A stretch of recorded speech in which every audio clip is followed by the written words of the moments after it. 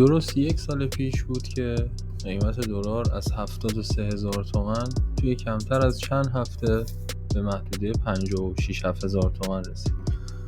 اون روزا مردم داشتن یه حسی شبیه همین روزایی که الان توش هستیم رو تجربه می‌کردیم. اما بعدش چه اتفاقی افتاد؟ رالی قیمت تا 110,000 تومان.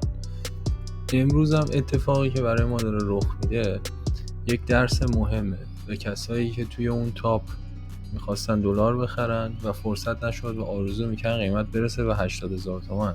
از 70,000 تومان جا مونده بودن.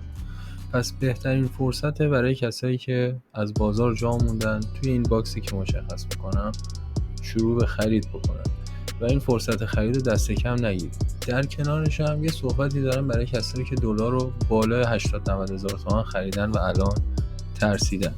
اگر خیلی نگران هستید زوم بکنید به بیرون.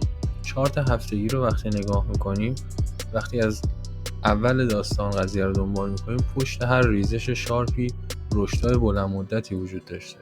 این دولت و این نظام توی همین محدوده خودش شروع به خرید میکنه. پس بهتره که شما هم اگر پول نقدی دارید خرید بکنید و اگر پولتون تموم شده، اگر دلار گرون خریدین، کشنده ترین اشتباه برای شما اینه که اسکناساتون رو مفت بدین به دست صرافا.